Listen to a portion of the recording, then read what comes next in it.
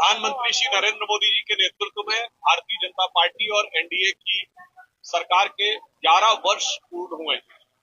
ये 11 वर्ष का समय भारत के इतिहास में बदली हुई सरकार का नहीं, बल्कि एक बदले हुए युग का प्रतीक। इस सरकार के कार्यकाल में हमने देश की समृद्धि, देश की सुरक्षा, देश की सामाजिक समरसता और देश के सांस्कृतिक गौरव, इन चारों आयामों में प्रधानमंत्री श्री मोदी जी के नेतृत्व में अभूतपूर्व, ऐतिहासिक और युगांतकारी कार्य किए। सर्वप्रथम मैं बताना चाहता हूं कि विकास के क्षेत्र में जो हम लोगों ने कार्य किए हैं वो किसी से छुपे नहीं। 34 किलोमीटर प्रतिदिन की नेशनल हाईवे बन रही है। रेलवे रूट्स का पूरी तरीके से इलेक्ट्रिफिकेशन हो गया है। जो एयरपोर्ट थे उनकी संख्या दोगुनी से अधिक हुई है। 23 एम्स हो गए हैं, 8 नई आईआईटीज और 7 नए आईआईएम्स बने हैं, 490 से अधिक यूनिवर्सिटीज बनी है, 325 के लगभग नए मेडिकल कॉलेज बने। और कोई भी विकास का क्षेत्र हो वो तब तक सार्थक नहीं हो सकता जब तक हर अंतिम सीढ़ी पर खड़े हुए व्यक्ति तक उस विकास की किरण न पहुंच जाए। तो इस समय 4 करोड़ से अधिक प्रधानमंत्री आवास बने हैं, 12 करोड़ घरों को शौचालय मिला है, 15 करोड़ घरों को नल से जल मिला है, 81 करोड़ लोगों को अनाज मिल रहा है। और इतना ही नहीं है, 97 करोड़ भारत में इंटरनेट कनेक्शन हुए हैं, 1 अरब 16 करोड़ फोन लोगों के हाथ में है। उस दृष्टि से यदि देखें, और किसान सम्मान निधि, आयुष्मान भारत और जेनेरिक मेडिसिन के द्वारा एक प्रकार से हम कहें तो पढ़ाई की भी व्यवस्था, कमाई की भी व्यवस्था और दवाई की भी व्यवस्था सुनिश्चित करने में केंद्र सरकार ने अभूतपूर्व योगदान दिया है। 55 करोड़ जनधन खाते हैं और आईएमएफ और वर्ल्ड बैंक की रिपोर्ट में कहा गया है कि एक्सट्रीम पॉवर्टी यानी जो अत्यधिक निर्धनता को लगभग भारत ने समाप्त करने में सफलता हासिल की। हमारी 1% से कम आबादी अब निर्धनता यानी गंभीर निर्धनता की स्थिति में है। 27 करोड़ लोग गरीबी की रेखा से ऊपर आए। अब सोचिए आप कि विकास और समृद्धि तब तक सुनिश्चित नहीं हो सकती जब तक सुरक्षा देश की सुनिश्चित।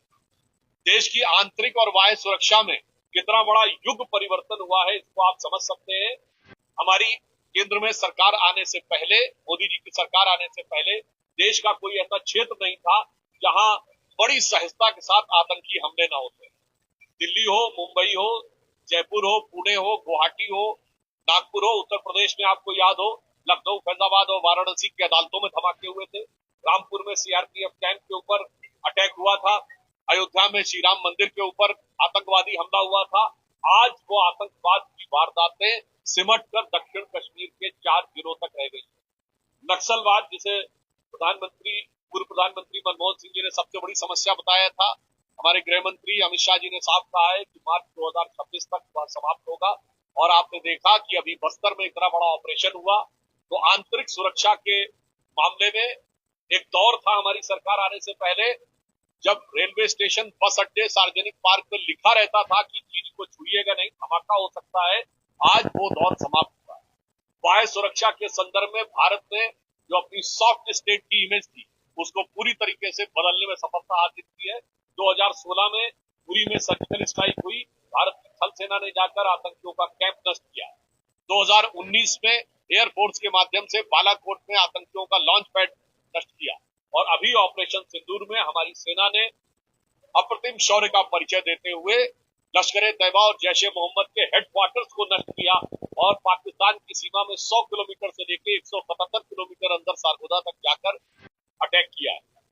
यानी अब भारत ने बहुत स्पष्ट कर दिया, आतंकवाद के साथ वार्ता प्रभावित नहीं होगी। आतंकवाद से पहले वार्ता प्रभावित नहीं होगी, ये कांग्रेस की सरकार की सोच थी। हमने कहा आतंकवाद के साथ वार्ता नहीं होगी, खून और पानी नहीं बहेगा।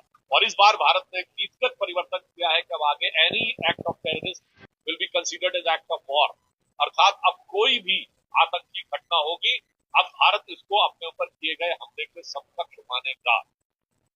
और कोई भी देश समृद्ध भी हो जाए, सुरक्षित भी हो जाए और जन जन तक विकास भी पहुंच जाए, वह तब तक सार्थक नहीं होता जब तक उस देश की सांस्कृतिक पहचान और सांस्कृतिक गौरव किसी के सामने ना हो। सांस्कृतिक गौरव के लिए याद करिए, प्रधानमंत्री जी ने पहली विदेश यात्रा की थी तो श्रीमद् भगवत गीता भेंट, उसके उपरांत योग दिवस को अंतर्राष्ट्रीय मान्यता दिलवाई, और उसके बाद आप देखिए अयोध्या में भव्य श्री राम मंदिर, करतारपुर साहिब कॉरिडोर, उज्जैन में महाकाल का कॉरिडोर, और इन सारी चीजों के द्वारा भारत के सांस्कृतिक गौरव और संस्कृति को भी एक नया बल और आत्मबल पहुंचाने का कार्य प्रधानमंत्री मोदी जी ने किया है। इसलिए हम ये कह सकते हैं कि चारों ही आयाम पर हमारी केंद्र सरकार ने इन 11 वर्षों में भारत में एक नए युग की स्थापना की। ये 11 वर्ष आजादी के बाद के पहले 11 वर्ष है जब भारत ने पाकिस्तान के साथ कोई ऑफिशियल बायलैटरल डायलॉग नहीं किया, कोई औपचारिक द्विपक्षीय वार्ता नहीं की। इसलिए मैं और इस समय हमारा फॉरेन एक्सचेंज रिजर्व $700 बिलियन से ऊपर है। हम चौथी बड़ी अर्थव्यवस्था बन गए हैं, चौथे बड़े स्टॉक एक्सचेंज बन गए हैं, तीसरे बड़े ऑटोमोबाइल के मैन्युफैक्चरर बने हैं। आप सब मोबाइल हैंडसेट यूज करते हैं, दूसरे बड़े मोबाइल हैंडसेट के मैन्युफैक्चरर हैं, और वो भारत जिसके बारे में कहा जाता था कि टेक्नोलॉजी की समझ यहाँ लोगों को कम है, आज डिजिटल ट्रांजैक्शन में भारत दुनिया का नंबर 1 देश है। और इसीलिए संपूर्ण विश्व आज भारत की इस क्षमता को स्वीकार कर रहा है। हम लोगों के बचपन में होता था कि कैम्ब्रिज और ऑक्सफोर्ड से जाके लोग सीखने जाते थे। आपने देखा होगा कुछ महीने पहले कैम्ब्रिज ने एक स्टडी लगाई है कि मोदी जी के नेतृत्व में भारत ने डिजिटल ट्रांसफॉर्मेशन इतना बड़ा कैसे कर दिया। जापान के प्रधानमंत्री आए और उन्होंने कहा कि भारत के